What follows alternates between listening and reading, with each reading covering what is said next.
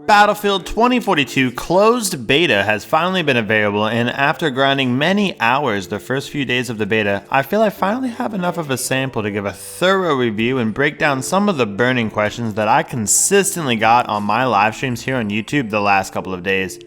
Will Battlefield 2042 live up to the hype? How is the gameplay, and what's up with all the bugs?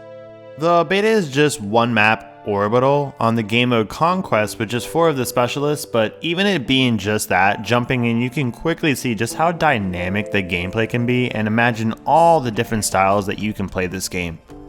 Since the first minutes the servers opened, I've been grinding Battlefield 2042 on PlayStation 5, and even though I've been having a ton of fun, it's also come with a ton of frustration. It's not uncommon for betas to come with some frustration and hiccups, so I had a more tolerant approach, but I do say that some of the things did cause for some concern. Despite this, I will say that my thoughts on the gameplay so far are mostly positive. The way the guns work is so well done, and the attachment setup is really clean. You get the satisfying feeling of getting kills, whether it's sniping, using an SMG, a tank, or flying around in the sky. I love that the gun matchups and decisions actually feel like they seem to matter, though the beta wasn't all sunshine and bananas. It didn't take long until bugs started to pop up. It has been confirmed that the current build of the beta is apparently several months newer than the one that we got, which to me seems like a risky marketing move given that they already had a delay and how comparisons to the Cyberpunk launch are already being made. But I won't go into too many bugs because it is an older build and it is a beta. I did want to talk about some of the more impactful ones though real quick that I experienced on my time on PlayStation 5. The first bug that I noticed, and what seemed to be a huge area of frustration throughout the beta, was that there was no map button that seemed to work. Apparently on the working new build it does work, but it seemed like a spin in the face when the map is so insanely large and you'll spawn in one location. By the time you get to the next, everything will be so different. You need that map for like 10 reasons, but I won't get into it. I personally on PlayStation 5 had even more bugs than I would even list in this video, especially on day 2, where the bugs and lags was roughly 10 times more than on the first day. The reason for this is that I suspect because the lobbies on day 1 had a very large number of AIs. Anywhere from 25 to 50% of the lobby would be AIs, and it'd be very noticeable. You'd be going against them all the time.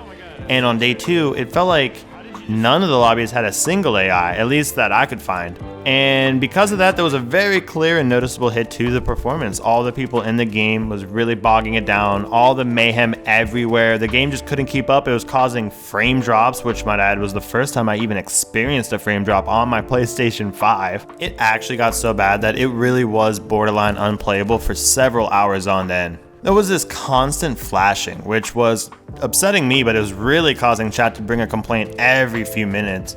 The textures seemed to be rubber banding all these objects around the world, and they would just go through one another for moments and sometimes just disappear without reason. I had times where my attachments wouldn't swap and it just froze up that whole menu.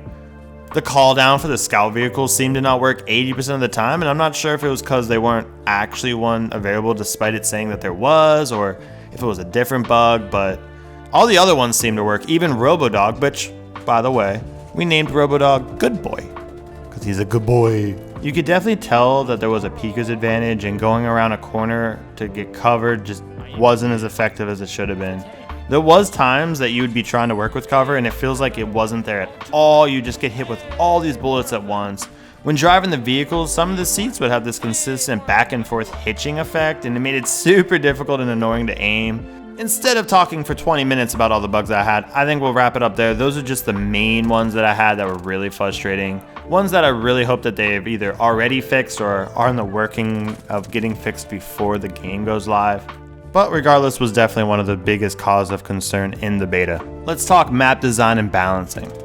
If Orbital is any indication on how the other maps in Battlefield 2042 will play, I can say that the developers seem to be on point with these large-scale maps once again. And when I say large scale, I mean it. Running from place to place on foot just isn't a reliable option anymore. Planning travel routes and how you're going to get there will become a necessity to get action-packed games, and mastering the vehicles will be the key for you to do that.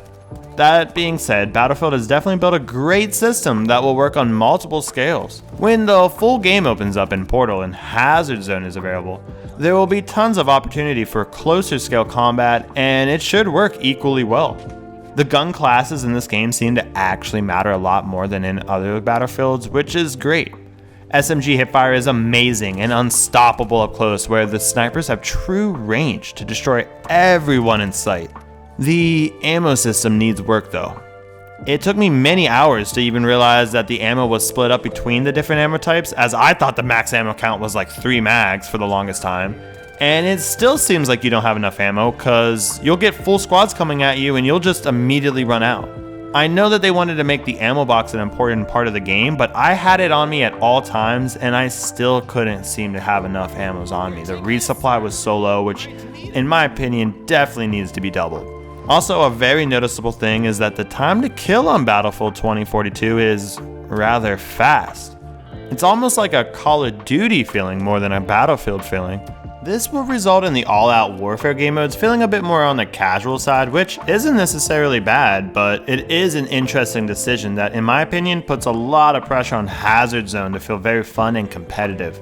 I guess that they can have best of both worlds, but it will not be easy, and it does risk splitting the community if done poorly. Another weird thing I noticed was that the mantling and climbing system was not much of an improvement. Overall though, I do say that I really like the weapon handling and the movement a lot, and it was pretty fun and well done. As a Pathfinder man, you guys already know that I had that grappling hook, and let me tell you, it's so great. High ground was not a challenge with that thing, and it felt so great on this map.